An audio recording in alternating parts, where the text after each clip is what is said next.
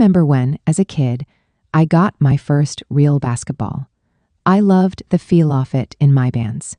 I was so enamored with the ball that I didn't actually want to bounce it or use it, because I didn't want to ruin the pebbled leather grains or the perfect grooves. I didn't want to ruin the feel. I loved the sound of it too, the tap tap tap of when a ball bounces on the hardwood, the crispness and clarity, the predictability, the sound of life and light. Those are some of the elements that I loved about the ball, about the game. They are at the core and root of my process and craft. They were the reasons I went through all that I went through, put in all that I put in, dug as deep as I dug. I tall came back dat special, tap, tap, tap that he first grew infatuated with as a boy. This book is dedicated to the next generation of great athletes. May you find the power in understanding the journey of others to help create your own. Just make it better than this one. KB, to my family, thanks for your love, support, and patience. ADB, acknowledgements. My story, my career, my dedication would not exist without my wife, Vanessa. Thank you for your partnership, patience, and equally competitive spirit. You are my ultimate teammate, Natalia, Gianna, and Bianca. I hope you find the inspiration in this book, Togo. Build your own mentality. Each of you, above all else, is my pride and joy. Thank you to the Hall of Fame photographer Andy Bernstein, who through the years perfected a craftsmanship with his lens that is unparalleled in the industry. One photographer, one athlete, one team, 20 years without your work, this story could not fully come to life. Zvi Tversky, who spent countless hours helping me craft the perfect words to express and define the Mamba mentality. Thank you for helping teach the next generation about the process and the craft. Pau and Phil, you each challenged me to be the best version of myself. I hope your words help teach future athletes how to be the best version of themselves in whatever they dream. And special thanks to Rob Pelinka at the Los Angeles Lakers, Jay Mandel and Josh Piat at WME, Charles Melcher and Chris Stainer at Melcher Media, Darren Frank at Sloan, Offer Weber and Dern, LLP, and the CoBank.team, Molly Carter, Rita Costia, Matt Matkoff, and Jay Watkins. Thanks to Kobe for the trust and joy of documenting 20 amazing years. Thanks to Joy Amati and David Denenberg of NBA Photos, Carmen Romanelli of Getty Images, Kelly Ryan and Gail Buckland. ADB. In February of 2008, my life changed. It was a pivotal moment in my career as a basketball player, but also in my life away from the sport. My path aligned with one of the greatest players to have ever played the game I love. Just a few hours after being told that I'd been traded from the Memphis Grizzlies to the Los Angeles Lakers, I was on a cross-country flight to LA, as opposite a city as you can find. The next morning, I had to go through a mandatory physical in order to finalize my trade. The Lakers were on the road and I couldn't wait to join my new teammates. So as soon as my physical was over, I got on another plane to Washington, D.C. Kobe called me that morning, asking me to meet up once I arrived at the Ritz-Carlton. It was past 1 a.m. when I finally got to my room, and shortly after I heard someone knocking at my door. It was Kobe. To me, that was a tremendous demonstration of a true leader, and our meeting had a huge impact on me instantly. The message was clear. There was no time to waste. The moment was now. Let's go get ourselves a ring. His mindset was unmistakable. It was all about winning. One of the qualities that has made Kobe so successful, and always will, is his attention to detail. He always used to tell us, if you want to be a better player, you have to prepare, and prepare some more. His dissection off the game was at another level. I'm a player who watches a lot of tape. I like to watch my opponent's latest game to see how they are playing at the point that I'm about to face them. But Kobe took it a few steps further than that. I remember it like it was yesterday. We were in Boston during the 2010 finals, and I got a text from him. He wanted me to come to his room to show me a few clips of how the Celtics were covering the pick and roll, and how we should attack it for the next game. I know for a fact that degree of detail, both in preparation and study, was a key factor in us winning those championships and many of the successes that Kobe achieved individually. In my entire career, I've never seen a player as dedicated to being the best. His determination is unparalleled. He unquestionably worked harder than anyone else I have ever played with. Kobe knew that to be the best, you need a different approach from everyone else. I remember a time when we got together as a team to have our annual dinner right before the playoffs. I was sitting next to him, and as we were getting ready to leave, he told me he was going to the gym to get a workout in. As much as I was very aware of the amount of extra time he put in outside of our regular work hours, it always shocked me how disciplined he could be even during a relaxed situation. Everyone else was thinking it was time for bed. His mind was telling him it's time to get ahead of the competition. Over the years, a lot of people have wondered how difficult it must have been to play with Kobe. It really wasn't.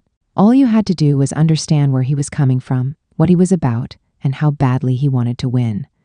He would challenge players and coaches to match his intensity, his desire, to bring their very best every single day, not just at games, but at practices too.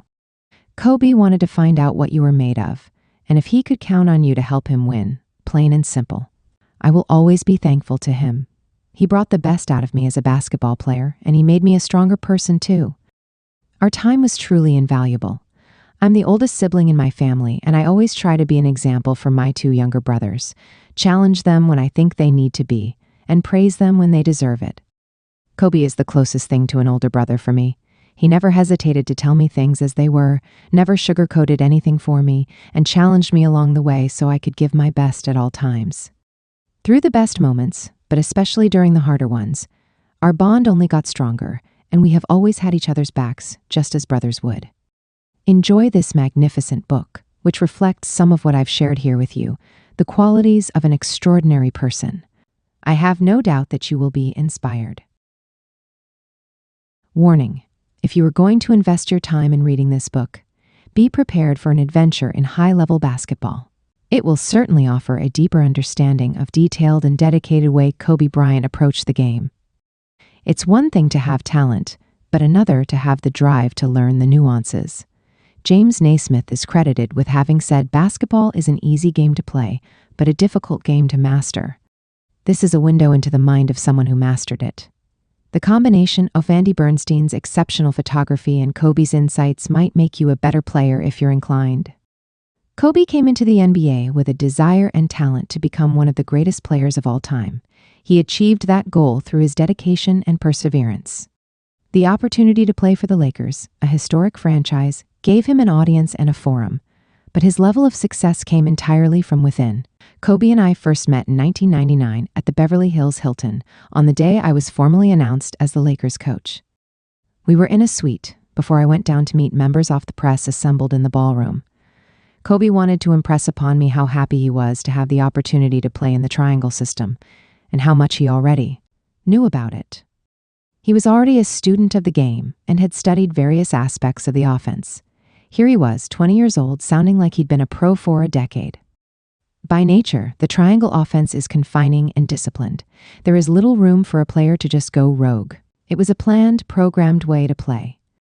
Push the ball up court and look for an early shot if it's not there. Build the triangle, read how the opponent's defense is going to react, attack their weakness, and apply our strengths. My twin sons are just 1 year younger than Kobe, so at that point I had a pretty good perspective on young men and their varying ability to focus on tasks. I had also had the privilege of coaching a number of players who had said the same thing during my tenure with the Chicago Bulls. Even at that young age, though, Kobe kept true to his word about being a student of the game. Kobe actually broke a bone in his wrist the very first game of preseason that year and missed the first 14 games. We had gotten off to a good start without him, and he was concerned he might require some break-in time to fit into the mix. It wasn't a problem. He kept the team winning as his first priority, and we kept rolling. A month or so after he returned to active play, I received a call from Jerry West, who wanted to relay a conversation he'd had with Kobe. Kobe had called to ask him how he and Elgin Baylor had both been able to score 30-plus points a game while sharing the ball on the same team back in the 1960s. After Jerry probed a bit, Kobe admitted he was worried he wasn't going to score enough points to become one of the greatest players in the NBA. This concerned me because as a coach, I didn't care how many points a player scored, only the final numbers on the scoreboard. But Kobe knew what he was capable of doing and felt limited by our system. That clash had all the warning signs of becoming a problem. Of course, there was real substance behind his drive. He went on to total 33,643 points in his career, ahead of Michael Jordan and just behind Karl Malone and Kareem Abdul-Jabbar. That first year, Kobe played alongside Ron Harper in a two-guard system at the top of the floor. They were in charge of setting the table, recognizing when the fast break was over, secondary action was limited, and it was time to set up the triangle system. Naturally, there was always a temptation to push the envelope, and sometimes Kobe would go rogue. He'd break from the plan to create an opportunity for himself, and it would jam up our offensive flow. So, had our conversations about not trying to take over a game. We also had our film sessions, centering on what skills made a guard a good playmaker. In retrospect, Kobe was as patient with me as I was with him. We tolerated each other, and the result was that he came to understand how disciplined our team had to become in order to win that coveted championship. As much as he loved to score, Kobe usually knew or intuited what the right thing to do for the team was in the moment. The Lakers had been a bridesmaid the past 2 seasons, winning a ton of games but getting swept out of successive playoffs. Shouldering the pressure that came with that history, Kobe, of course, made the plays. The Lakers got over the stigma of coming up short and went on to win 3 championships in a row. Each of those years was dramatic and full of memorable games and moments. Kobe was the driving force, while Shaquille O'Neal, the diesel, was the focal point of the offense. Get the ball to the big fella, as we'd say. The group of Lakers went to 4 finals in 5 years, in essence creating a dynasty. The next segment of Kobe's career was when his maturation took place. After the Shaq-Kobe era came to a close, he became the senior statesman for a team that had lost all of its other starters via retirement or trade. He was the major thrust of the team and its nominal leader, perhaps by default. And leadership is a tough thing to master, especially when you know a championship is beyond the reach of your personnel. At one point in our early years with the Lakers, Kobe and I stood together before practice and watched 5 of the other players hold a shooting contest. It was similar to the game Cat, where a player had to mirror and match the shooter before him, or he was eliminated. They had asked me to hold off the start of practice because the game went around the entire arc, using both corners, both wings, and the top. I asked Kobe, competitive as he was, why he didn't play against his teammates. And to say it was because she wasn't a 3-point shooter. But in the year that followed, he was determined to fix that. During the off-season, Kobe worked diligently on his 3-point shot. It was always about the details. And in the 2005-06 season, Kobe went off and averaged more than 35 points a game, leading the NBA in scoring. He had become a scoring machine.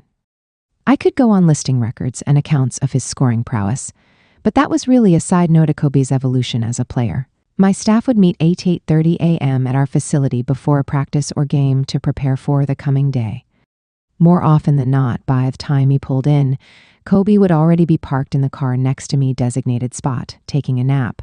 He would be in the gym well before that, maybe by 6 a.m. to get his pre-practice workout done before anyone else showed up. That was the trademark of the final 10 years of his career.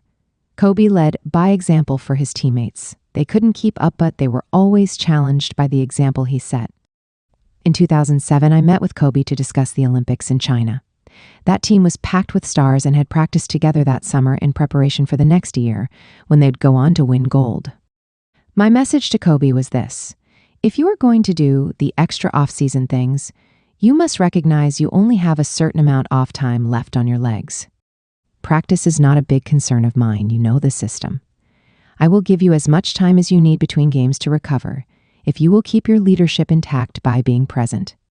He would do his physical therapy while the team went through their skills and drills and come onto the court when competitive action commenced. He encouraged his team and sometimes played the coaching role for the second unit.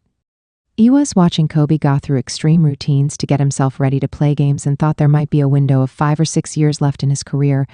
Again, he changed the landscape, and his determination to extend his physical prime blew out the norm.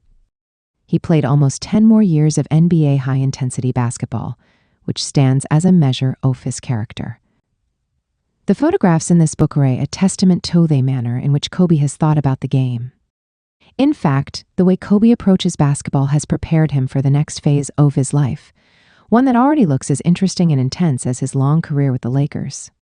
Phil Jackson, coached 1999 to 2004, 2005 to 2011.